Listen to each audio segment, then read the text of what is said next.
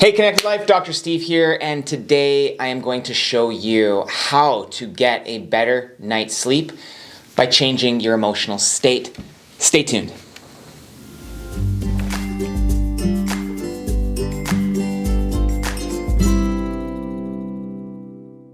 Okay, I have been dealing for years with people that have been challenged in their sleeping patterns. And whether it's falling asleep or staying asleep, sleep is an issue that is across the board for most. It's not like I've never had difficulty falling asleep or difficulty staying asleep. But I do want to outline for you ways that we could improve the sleep quality. And oftentimes what's not talked about is our emotional state when it comes to a sound sleep. We talk very oftentimes about how much exercise we've gotten, or how much caffeine we have after 2 p.m., or what our diet looks like, or what our sleeping habits look like, in terms of how late we're getting to bed, or they talk about, let's say computer work too late and that disturbs your sleep quality. But what about your emotional state? Like, your emotional state plays a tremendous role in your sleep, and I'm going to show you why that is and how that is. So our waking state of our brainwaves, and this is where I want us to focus, is on our brainwave activity. The waking state of beta brainwaves, 12 to 40 cycles per second, and it kind of looks like that rhythm in our brains. Then we have alpha state, which is 8 to 14 cycles per second, which is slower rhythm. We know that we kind of go into that semi-dream state. We know that our brainwaves are slowing down. Then we have theta, which is 3 to 8 cycles per second, and slower again. And then we have delta waves, which is much slower. How'd that sound? Is that clear? Okay. So these are our 4 major brainwave states. Now, the emotional states, you got to think about this, is that the beta brainwaves are a conscious state. It's a conscious alert state, which involves the sympathetic nervous system, which is our fight or flight system. Now, we don't want that revving incessantly and ongoing, but I want you to know that the sympathetic nervous system is our part of the beta brainwave state of conscious alert attention. And so when we go to sleep, we need to be able to drop these brainwaves effectively to get a really deep sound sleep that lasts a long time. And when we're waking up or having difficulty falling asleep, it may be a real sign that we're having trouble shifting gears in terms of the brainwaves. Now, how do emotions affect this? Well, remember, resentment as a very common emotional state, sidebar maybe anger, irritation, frustration, those emotional states are activated in the beta brainwaves. Because it's a fight or flight response, it has our brainwaves stay very active. Why? Because we want to punch somebody out, or we want to, we're fighting against something in our environment, or we're mad at something, or we're mad at the way that life is rolling out, or expectations aren't being met. We're resentful to something. We're mad at something. And so that will keep parts of those brain waves going. So you could imagine now, if you're going to bed and parts of your system is in a fight or flight response, part of your system is in a resentment mode, how it's going to have difficulty changing gears, moving from beta to alpha to theta to delta. Because if you're pissed at something, then the likelihood, and maybe not the whole entire system being in alpha, but parts of you staying in a more alpha alert state or more beta alert state is going to be challenged to move the gears down towards a more slow, deep sleep, restful sleep.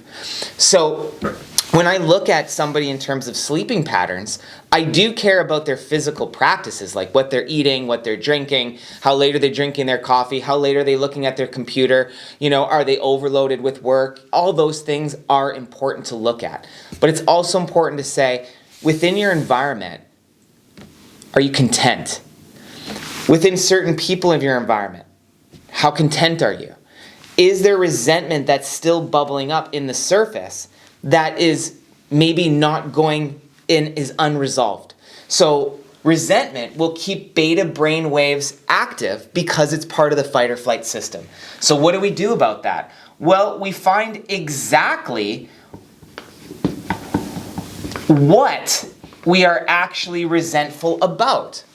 And so when we find, let's say, position X with a circle around it is what we're resentful about, then we start to ask a question about, well, what is exactly the value to you of experiencing some of this distress right now? And I cover this in other videos with more depth, but just to give you the nutshell of it, is that we need to eventually see, as we work through the resentment, some sort of value, some sort of unpacking, some sort of gift. When we unpack the gift, what we actually do, and we see it and we move into gratitude, is we actually shift gears from beta to alpha, which is a healing state.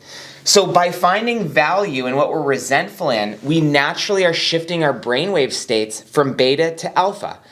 And we're like unhinging the gear of that particular situation that is causing us and our brain to stay in more of a beta state.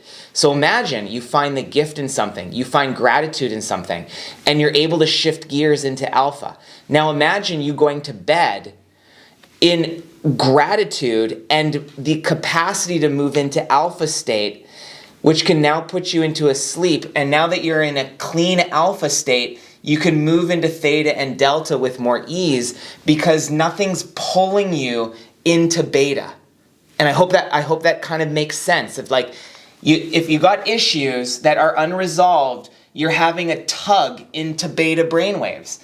And the more issues you get to resolve, the more hinges get released from beta, and you can move deeper into a beautiful sleep cycle. So, that's what I would definitely recommend when I look at somebody and I look at sleep patterning is besides looking at some of our physical practices and making sure there's a nice rhythm, and we're taking a look at all those, biohacking things that push us towards a good sleep, it's also important to really look at our emotional state, because those drastically influence our brainwave states. They're directly hooked into your brainwave state, and they can have a direct influence on how deep you get into that sleep. So I hope this was helpful. There's other videos that we have that get a little more clean look on how to manage some of this stuff down here. But I think the first part is just bringing awareness to it. And a simple practice, you could just even journal before you go to bed and just, write down something that seems like it's bothering you, and either coming up with some solutions for it or new strategies for it. Finding value in how it's helping you to grow. I mean, those little things to journal before you go to bed really provide that sense of contentment, which allows you to shift gears and move through your brainwave states for a nice, sound sleep. So, we don't need to curse the sleep. We don't need to say like, oh my God, this is so horrible. It's just like something is unsettled in your system, and let's go and track down and discover what's unsettled and let's settle it. And I hope that was helpful, and we will see you. Hopefully you have great sleep in between now and the next video. So go have some great sleeps, and we'll talk to you soon. I'm Dr. Steve, and appreciate you being here at The Connected Life. Hey guys, Dr. Steve here. If you hate this channel, leave a nasty comment below and don't subscribe. But if you do like this content, I'd love for you to be able to hit that subscribe button, hit the like button, and leave a wonderful, inspiring comment below as to what you're learning. So we'll talk to you soon.